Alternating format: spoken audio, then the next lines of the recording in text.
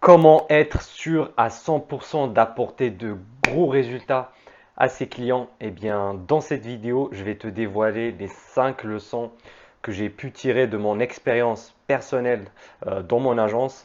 Donc, reste attentif jusqu'à la fin de cette vidéo parce que la cinquième leçon, c'est la plus importante. C'est parti!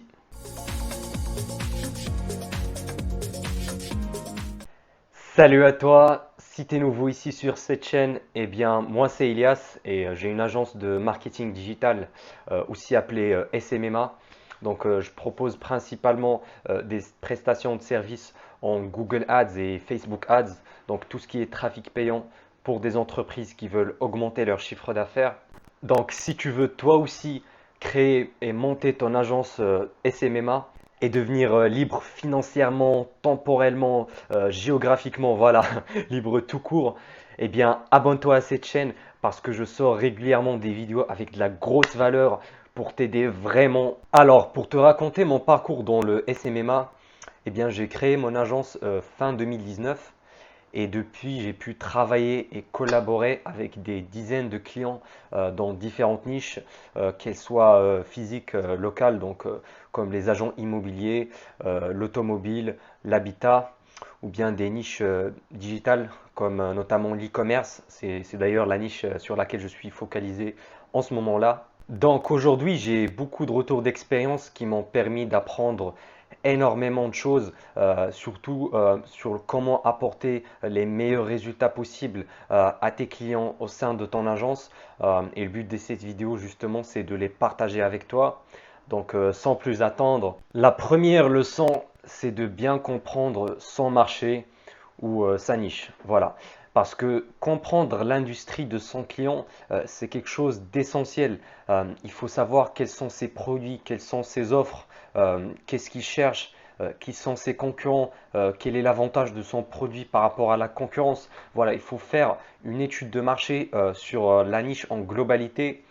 Comme ça, tu vas savoir comment, par quel angle commencer à attaquer, quelles offres on doit proposer sur nos publicités. C'est vraiment essentiel. Moi, pour te dire, à mes débuts, quand je faisais des niches locales, voilà, pas très loin de chez moi, eh bien, je passais une demi-journée avec mon client. Donc, ça s'appelle une journée d'immersion. Voilà, où j'accompagne le client, voilà, pendant une demi-journée, voir ce qu'il fait, comment il réalise ses ventes, comment il gère sa relation avec ses clients, quelles sont les offres qui vont le plus, quels sont les produits, voilà, qui marchent le moins. Et j'essaie de comprendre pourquoi et surtout bien comprendre le process de vente de mon client. Voilà, comment il fait pour apporter un prospect froid à son magasin et à le convertir derrière en un acheteur, voire même en un acheteur régulier, c'est encore mieux parce que voilà, c'est des upsells, ça fait monter la valeur moyenne par client. Mais bien sûr, tu n'as pas besoin d'aller aussi loin. Tu peux juste faire quelques recherches sur Internet, voilà, voir des vidéos YouTube, voilà, etc. Comme ça, tu vas aussi comprendre le vocabulaire qui est utilisé par ta niche. Par exemple, pour te raconter une anecdote, moi, au début, quand je démarchais des agents immobiliers, eh bien, pendant le rendez-vous, j'étais un peu choqué de savoir que ce que je recherche les agents immobiliers, c'était pas les acheteurs, mais plutôt les vendeurs, donc des personnes qui veulent vendre leurs biens. Voilà, ça peut paraître bateau et débile pour certains, mais voilà, moi je le savais pas parce que tout simplement j'ai pas fait assez de recherches au début et voilà, quand j'étais en face des agents immobiliers, voilà, j'avais l'air un peu un peu choqué, je savais pas à quoi dire parce que j'ai prévu dans ma tête qu'on allait vendre des biens, alors que au contraire il faut trouver des vendeurs. Et bien sûr, c'était une erreur classique d'un débutant parce que il faut toujours bien comprendre sa niche. C'est pour ça, justement, je t'avais dit dans mes autres vidéos de te focaliser sur une seule niche au début. Comme ça, tu vas pas avoir voilà, à faire une immersion, à comprendre à chaque fois le fonctionnement de l'industrie, voilà, etc. Si tu choisis une niche, elle doit bah, te plaire et si tu as des compétences dedans, c'est encore mieux ou bien une niche où, voilà, qui te passionne, où tu veux apprendre de nouvelles choses. Ça aussi, c'est primordial. Mais bien sûr, quand je te dis te focaliser sur une niche, eh bien, tu n'as pas besoin de rester dedans jusqu'à voilà, jusqu'à ta mort. Bien sûr, tu peux la changer après. Voilà, tu n'es pas marié à une seule niche voilà, jusqu'à la fin de ta vie. Bien sûr, comme moi, par exemple, je voulais me lancer au début dans la niche des restaurants, mais j'ai vite compris qu'ils n'ont pas assez de budget, que c'est assez compliqué de leur apporter des résultats, donc d'être rentable. Et du coup, j'ai switché pour les agences immobilières. Et voilà, là maintenant, dernièrement, j'ai switché pour les e-commerce parce que je vois que j'ai plus de potentiel là-dessus, comme maintenant j'ai plus d'expérience et j'ai des résultats qui sont concrets à montrer. Donc, lance-toi dans une niche et si au bout de quelques mois, tu n'arrives toujours pas à signer un client dedans ou bien qu'elle te plaît pas forcément, eh bien là, bien sûr, tu peux changer sans aucun problème. Deuxième leçon, c'est d'offrir à ses clients un service qui a un retour sur investissement positif. Pourquoi? Parce que si un client là, il te paye 1000 euros, 2000 euros par mois pour tes services, eh bien, il s'attend derrière à en gagner au moins 4000, 5000 derrière. Et s'il n'a pas ce retour-là sur investissement au bout de 2-3 mois, eh bien, il va arrêter la collaboration avec ton agence, il va rompre ton contrat, tout simplement parce qu'il ne peut pas se permettre d'investir à perte. Et aujourd'hui, le principal objectif de la plupart des entreprises, c'est de gagner de nouveaux clients, augmenter leur chiffre d'affaires, avoir plus de ventes, avoir une croissance voilà, sur leur chiffre d'affaires concrètement. Et voilà, tu vas me dire, il y a des sociétés qui veulent juste déléguer certaines tâches, voilà, comme le community management, voilà, une création ponctuelle d'un logiciel, voilà, ou d'un site web ou une application. Voilà. Il y en a d'autres qui veulent juste faire augmenter leur branding, leur image de marque. Mais ce n'est pas le cas des petites PME avec lesquelles on travaille, c'est plutôt les grosses entreprises comme Coca-Cola, comme Nike, comme Adidas, voilà. Pour petit aparté, je ne suis pas sponsorisé par eux, mais je pense que tu as compris l'idée. Du coup, à mon avis, le meilleur service à offrir, c'est le trafic payant. Donc principalement Facebook Ads et Google Ads, c'est ce que je fais dans mon agence parce que un, c'est basé sur la recherche, donc les recherches qui sont tapées sur Google. Donc ça ramène des prospects qui sont qualifiés, qui ont un besoin, qui ont montré un intérêt à un instant précis. Et l'autre, c'est plutôt un réseau social. Donc voilà, c'est bien pour scaler à des gros niveaux ou bien pour faire du reciblage, du retargeting sur des prospects qui ont vu nos offres. Parce que une erreur que font beaucoup de débutants, ils se disent je vais offrir d'abord le community management, comme ça je vais faire un petit peu la main.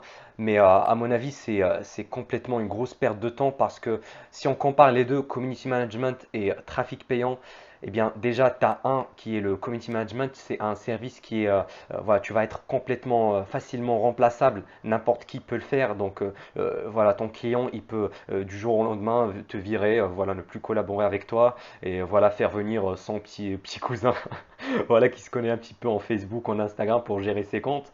Alors que dans l'autre cas, eh bien, c'est du trafic payant. Il te faut une compétence voilà, sur plusieurs. Tu dois être déjà bien formé et c'est pas n'importe qui peut le faire. Surtout quand tu vas accumuler de l'expérience dans ta niche, quand tu vas avoir des résultats, des études de cas, des case studies que tu peux montrer. Eh bien, ça, c'est irremplaçable. C'est pas n'importe qui peut le faire. À part les agences qui ont de très gros résultats. Et franchement, entre nous, ils sont très très rares parce que la plupart, ils font du n'importe quoi. Soit ils vendent juste des services, voilà, complètement, je vais pas dire complètement bidon, mais voilà, tout ce qui est création de logos, design, etc. Ça n'apporte pas du chiffre d'affaires concret à nos clients. Donc, on est beaucoup mieux avec le trafic payant.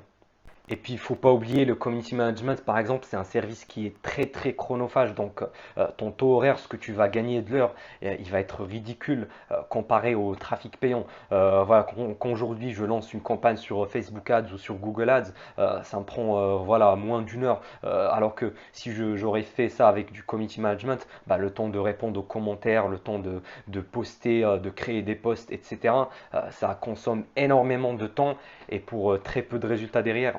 Oui, bien sûr, on peut avoir quelques petits clients qui tombent ça sur notre contenu comme ça en organique, mais franchement, on ne peut pas déjà les traquer, c'est une première chose. Et deuxièmement, c'est très faible, le résultat il est très faible comparé au temps sur lequel on va le passer. Contrairement avec du trafic payant, on peut y passer quelques heures par semaine et générer des dizaines, voire des centaines de milliers d'euros en bénéfices derrière.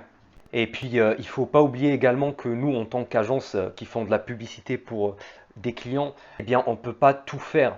C'est-à-dire que derrière l'offre de notre client, le produit qu'il vend, est-ce qu'il colle très bien à son marché? C'est ça qui va aussi faire plus de 50% des résultats derrière. Voilà, si ton client, voilà, c'est pour ça que moi je ne travaille pas avec n'importe qui. Voilà, si la personne, voilà, son entreprise, ils vend du n'importe quoi, voilà, que ses clients ne sont pas satisfaits, que le marché, voilà, ne veut pas acheter de son offre, que ça répond pas à un besoin qui est précis et qui est profond, et bien dans ce cas-là, peu importe la publicité qu'on va lancer, peu importe le retargeting, le reciblage, les campagnes d'email, les chatbots, euh, voilà, sans rien compliquer, eh ben, on va pas avoir de gros résultats, tout simplement parce que ça colle pas au marché. Et je vais te donner un gros tips là, c'est que nous, en tant qu'agence, on est juste un accélérateur des résultats d'un client. Donc voilà, si il a déjà de très bons résultats, eh bien nous, ça va être beaucoup plus facile de décupler, voilà, de doubler, tripler ses ventes parce qu'il a déjà une bonne offre. Alors qu'un client voilà, qui vient de débuter, c'est pour ça que je travaille jamais avec des startups ou des dropshippers parce que quand ils commencent, ils débutent, ils n'ont pas déjà une base client, ils n'ont pas un concept prouvé. Voilà, donc leur produit n'est pas encore prouvé sur le marché, ce qui complique énormément la tâche pour nous. Et à la fin, tu vas être déçu et ton client déçu également. Donc voilà, choisis bien tes clients.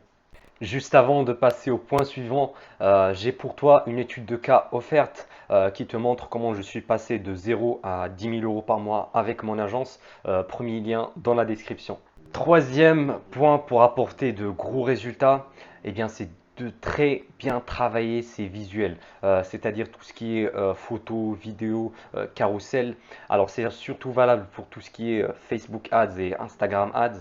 Et pour se démarquer des autres marketeurs qui ciblent les mêmes audiences, voilà, les mêmes intérêts, eh bien, il faut avoir un visuel qui soit impactant, qui soit bien travaillé parce que ça fait voilà, plus de 60-80% du travail et c'est pas le texte. Il ne faut pas oublier quand quelqu'un il scrolle sur son fil d'actualité Instagram ou Facebook, eh bien, la première chose qu'il va regarder, ça va être le visuel. Donc, soit ta vidéo, soit ta photo. Et après, le petit bouton, voilà, le call to action, par exemple, acheter, commander, s'inscrire.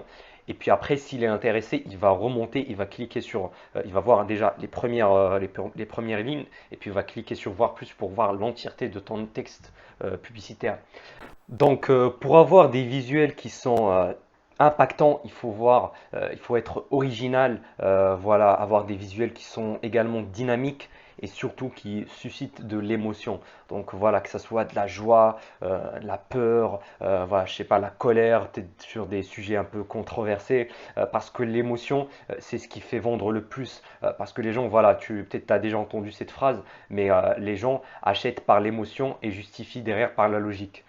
Donc voilà, c'est ce qui pousse vraiment à l'action de l'achat. Donc on va passer au point suivant qui va être justement le copywriting. Il faut également avoir un copywriting travaillé parce qu'une fois que la personne voilà, a cliqué sur savoir plus, qu'il est intéressé après avoir vu ton visuel, eh bien ton copywriting, il doit être bien structuré d'une manière à être comme un tunnel de vente qui va chauffer ton prospect qui va lire chaque ligne et à la fin, que ça lui donne envie de passer à l'action de l'achat, de l'inscription, voilà ce que tu as fait sur ta publicité. Donc pour faire ça, il y a plusieurs structures. Il y a la plus simple, c'est la PAS, donc problème, agitate, solve. Donc au début, on va dire voilà, vous avez tel problème. Après, on va mettre le couteau dans la plaie un petit peu. Voilà, dire quels sont les points négatifs de ça, comment ça impacte voilà ta vie, etc. Et puis à la fin, solve. Donc on va résoudre ces problèmes-là grâce à notre produit qu'on va vendre sur notre publicité. Il y a des structures encore plus avancées comme la structure AIDA. D'ailleurs, j'en ai fait une vidéo qui va apparaître là quelque part. Donc, je t'invite à la voir après cette vidéo. C'est vraiment très très puissant comme outil en copywriting et c'est ce qui va te démarquer des autres. Tout simplement, si tu fais pas, si tu as une publicité qui est mieux travaillée que les autres, tu vas être plus facilement rentable et voilà, ton client derrière va être aussi satisfait et il va rester plus longtemps avec toi. La quatrième leçon, c'est de combiner Google Ads avec Facebook Ads. Donc je sais aujourd'hui tous les youtubeurs, tous les formateurs en SMMA, ils vont te dire voilà Facebook Ads c'est le meilleur service avec Instagram. Puis il y en a d'autres qui vont te dire voilà TikTok Ads, Snapchat Ads, etc. Mais ils oublient le plus important qui est le trafic de recherche Google. C'est Google Ads, c'est la plus grosse régie publicitaire basée sur la recherche au monde. Et voilà, peut-être au début tu te dis, ouais, mais ça me fait beaucoup de choses à apprendre, je dois apprendre Facebook Ads, puis Google Ads. Eh bien, je te dis, franchement, moi j'étais dans le même cas que toi, c'est-à-dire que j'ai lancé mon agence exclusivement avec du Facebook Ads au début. Et au bout de 3 4 clients, je me suis rendu compte qu'il y a une grosse partie de clients qui peuvent venir par le trafic de recherche Google. Donc, je peux leur apporter plus de résultats grâce à ce moyen-là. Donc ce que j'ai fait, c'est que j'ai appris Google Ads et franchement, c'est pas très compliqué. C'est même, je dirais, plus simple que Facebook Ads. Pourquoi? Parce que c'est des annonces textuelles. Donc on va juste créer une annonce en texte qui va apparaître voilà, sur les résultats de recherche Google et puis on va cibler un groupe de mots-clés. Et une fois qu'on a mis en place la campagne, eh bien, il va tourner en automatique. Ça demande très peu, voire pas du tout de gestion comparé à Facebook Ads. Et c'est un service qui est très simple à apprendre et voilà, qui va apporter de très gros résultats. Et puis surtout, c'est une compétence qui est complémentaire à Facebook. Parce qu'aujourd'hui, tout ce qui est Facebook Ads, Instagram, Snapchat, TikTok, etc., c'est des régies publicitaires basées sur des réseaux sociaux. Donc, c'est nous qui allons proposer notre produit sur le fil d'actualité des prospects. Alors que Google, c'est un trafic de recherche. Donc, c'est les personnes qui vont rechercher ce produit-là qui ont le besoin. Et crois-moi, sur certains de mes clients, c'est même obligatoire, c'est quasi impossible de leur apporter des résultats si ce n'était pas avec Google Ads. Pour te donner des exemples, les plombiers, les experts comptables, tout ce qui est voilà, des serruriers, parce que si quelqu'un a un problème voilà, avec sa porte qui veut l'ouvrir, eh bien, c'est impossible de la cibler avec Facebook Ads. Donc on est obligé de passer par une campagne Google AdWords. Et puis également, je bosse actuellement avec un client e-commerce qui vend des produits qui sont très très chers. Voilà, le panier moyen est autour des 2000 et quelques euros. Et voilà, c'est dans l'électroménager. Et pour ce type de client-là, avec des produits qui sont très chers, eh bien c'est impossible d'être rentable sur du trafic froid sur Facebook. Voilà, j'ai même pas essayé. Voilà, je pense que tu le connais déjà avec toute la concurrence qu'il y a sur Facebook. Et puis sur des produits aussi chers, il faudra le vendre à des prospects qui sont déjà chauds, qui sont déjà dans le besoin. Et il n'y a pas mieux que le trafic de recherche Google. Mais il ne faut pas oublier que j'utilise en combinaison avec Facebook. C'est-à-dire que j'attire du trafic qui est qualifié, qui a fait la recherche avec Google Ads, qui va diriger vers le site e-commerce de mon client ou n'importe quel site, hein, ça peut être pour un devis gratuit, etc. Mais derrière, je vais le retargeter, donc je vais faire du reciblage grâce à Facebook. Et puis, si le produit le permet, et si le client a le budget pour investir, eh bien, on va créer des audiences similaires aux audiences qu'on a pu attirer avec Google, qu'on va retargeter sur Facebook. Et ça, c'est très très puissant. C'est un tips que je te donne là qui vaut vraiment de l'or. Enfin, la cinquième leçon, et qui est la plus importante à mes yeux, c'est que la publicité ne fait pas tout. C'est-à-dire qu'il faut avoir une vision complète et voilà, en 360 de l'entreprise de ton client. C'est-à-dire que nous, on fait de la publicité pour attirer du trafic. Oui, c'est ce qui va driver la croissance, c'est ce qui va driver, c'est ce qui va augmenter les ventes de notre client, mais il ne faut pas oublier qu'il y a derrière aussi la partie conversion. Donc, ton support de conversion, ça peut être une page, un tunnel de vente, une page de capture, si c'est des prospects voilà, pour des niches locales, ça peut être voilà, des fiches produits sur le site e-commerce pour des niches digitales. Et il y a également le back-end, c'est-à-dire ce qu'on ne voit pas à premier abord, ça va être tout ce qui est retargeting, donc reciblage des audiences, ça va être également l'email marketing, donc voilà, surtout des emails sur les paniers abandonnés. Ça, c'est primordial, c'est essentiel. Voilà, tout ce qui est SMS marketing. Voilà, si tu veux aller plus loin, il y a aussi les chatbots, etc. Et c'est ce qui va nous permettre encore d'exploser les ventes de notre client pour pas grand-chose finalement, parce que le trafic, on l'a déjà eu. Et puis sur ton support de conversion, on n'a pas toujours le contrôle dessus. Si le client, par exemple, il a déjà un site qu'il a fait lui-même, eh bien, n'hésite pas à lui dire voilà, qu'il y a quelques points à améliorer. Soit tu le fais toi-même, voilà, ça va te faire un plus, donc tu vas lui facturer encore plus pour ton agence. Soit qu'il le fasse lui-même, parce que si on a beaucoup de trafic mais que ça ne convertit pas, c'est malheureusement de l'argent jeté par les fenêtres, tout simplement. Donc, dans ce cas-là, il faut vraiment bien voir si le tunnel de vente de ton client ou voilà, ton support de conversion, il convertit déjà très bien. Voilà, que ce soit avec son copywriting. Voilà, il y a quelques techniques de base, par exemple, rajouter des témoignages clients à la fin. Et puis, il ne faut pas juste analyser tes publicités, parce que oui, tu peux avoir un très bon CTR, un très bon coût par clic, mais à la fin, tu vas te rendre compte que c'est pas rentable. Du coup, tu dois faire une analyse par logique. Voilà, la publicité, elle est rentable, le problème, il est pas dessus. Par contre, le problème, il est dans le support de conversion. Donc, il faut faire tout le parcours client. Voilà, je te donne un exemple simple.